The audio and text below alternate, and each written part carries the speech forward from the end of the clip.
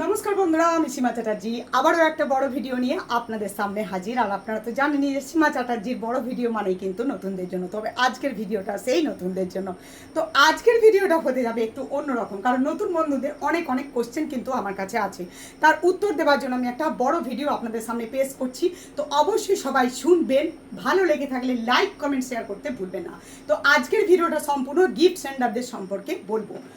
কিছু কিছু নতুন বন্ধুরা আছেন, যখন আমি কোনো গিফট সেন্টারকে পিনে বসাই তখন কেউ কেউ সেই গিফট সেন্টারের সঙ্গে জয়েন করতে চান না। তো আমি বলি যে তোমরা যদি গিফট সেন্টারের সঙ্গে জয়েন করতে না পারো তাহলে তোমরা কি করবে, কিভাবে ইনকাম করবে তোমরা? তখন তারা আমার কাছে উত্তর করেন যে দিদি ভাই, বড় বড় গিফট সেন্টাররা আমাদের সঙ্গে যুক্ত হন না, আমাদের পরিবারে আসেন না, আমাদেরকে গিফট করেন না, ওনারা এনগেজার যারা আছেন তাদেরকে গিফট করেন। দেখুন, একটা কথা বুঝিয়ে বলি, এটা তো স্বাভাবিক, বাস্তব যেটা সেটাকে তো মানতেই হবে। সত্যি কথা আপনারা তো জানেন, অপ্রিয় হলেও কিন্তু সত্যি।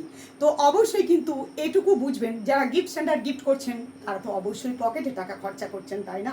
টাকা খরচা করে তারপরেই তো গিফট কিনছেন। তো তিনি যখন তার টাকাকে ইনভেস্ট করছেন তখন তিনি দেখে নেবেন যে তিনি সেখান থেকে কতটা কি পাচ্ছেন। অবশ্যই কিন্তু অনেকেই আছেন যারা মনের ভালোবাসা দিয়ে থাকেন, শুধু আমার কাছে নয়, অনেক অনেক ভাই বোনদের কাছে, দাদা দিদিদের কাছে, অনেক অনেক স্টার সেন্টার বিনা ওয়াচারেই কিন্তু অনেক অনেক গিফট করে আছেন। সেটা তো অবশ্যই আলাদা কথা, সেটা মানুষের সঙ্গে মানুষের সম্পর্ক, আমাদের মধ্যে একটা ভাই বোনের রিলেশন তৈরি হচ্ছে অবশ্যই। কিন্তু তারপরেও যেটা তোমাদের যেটা কোশ্চেন, তার উত্তর হলো এই যে সেই সব গিফট সেন্টাররা অবশ্যই এনগেজারকে গিফট করবেন, এটাকে তো মানতেই হবে। দেখুন, ওনারা গিফট করছেন, আপনাদেরকে জানিয়ে যাচ্ছেন যে দেখুন আমরা গিফট সেন্টার, আমাদের সঙ্গে যুক্ত হন, আমাদের সঙ্গে আপনারা অ্যাক্টিভিটি রাখুন, অবশ্যই কিন্তু আপনাদের বাড়িতেও গিফট পৌঁছে দেওয়া হবে।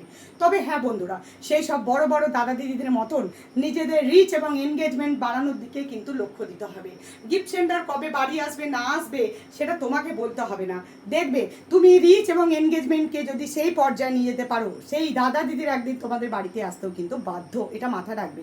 আর তারাও মানুষ, অবশ্যই কিন্তু দেখবেন যে এই আইডিটা আমার প্রত্যেকটা পোস্টে কমেন্ট করছেন, অবশ্যই এই আইডিটাকে আমাকে একটু ভালোবাসা দেওয়া উচিত। তো এইটা মাথায় রাখবেন। এনগেজারদেরকে তো সবসময় গিফট সেন্টারে গিফট করবেন, দেখুন অবশ্যই কিন্তু তাদেরকে গিফট করবেন। সেখানে গিফট করলে তারা ফলোয়ার্স গেইন করতে পারবেন। সেখানে গিফট করলে অবশ্যই সেখানে যারা ওয়াচ করছেন তাদেরকে অবশ্যই তারা জানান দিতে পারবেন যে আমরা গিফট সেন্টার, আমাদের সঙ্গে এসো, আমাদের পোস্টে কমেন্ট রাখো, তোমাদেরকেও আমরা গিফট করব। এই উদ্দেশ্য নিয়েই কিন্তু তারা গিফট করে থাকেন। তো সব কিছুকে খারাপ ভাবলে চলবে না নতুন বন্ধুরা, একটু বোঝার চেষ্টা করবেন যে একটা এনগেজারকে গিয়ে যদি 1000 গিফট করে আসে, কখনোই সেটা নতুন বন্ধুদেরকে করতে পারবেন না। নতুন বন্ধুরা যদি সেই রকম এনগেজারের মতন তৈরি করতে পারে নিজেকে, তারা তো অনেক খেটেছেন, আজকে অনেক অনেক সময় মতো পোস্ট দিয়েছেন, অনেক অনেক জীবনে স্ট্রাগল করেছেন, তারপরেই তো সেই জায়গায় পৌঁছতে পেরেছেন, তাই না? তাই তো গিফট সেন্টার সেখানে যাচ্ছেন এবং গিফট করছেন। তো আপনারাও সেই জায়গায়, সেই লেভেলে নিজেদেরকে নিয়ে যান, অবশ্যই গিফট সেন্টার যাবেন এবং আপনাদেরকে গিফট করবেন। তো গিফট সেন্টারদের সম্বন্ধে এরকম ভুল ধারণা একটু মন থেকে বার করে দেবেন। আর যেটা নিয়ে কথা সেটা হচ্ছে আপনি আপনার রিচ এবং এনগেজমেন্ট বাড়ানোর দিকে লক্ষ্য দিন। অবশ্যই কিন্তু গিফট সেন্টার আপনার পরিবারে আসতে একদিন বাধ্য, অবশ্যই কিন্তু সেই দিনটার জন্য আপনাকে অপেক্ষা করতে হবে। তো সবাই ভালো থাকবেন, আনন্দে থাকবেন, হাসি খুশি থাকবেন।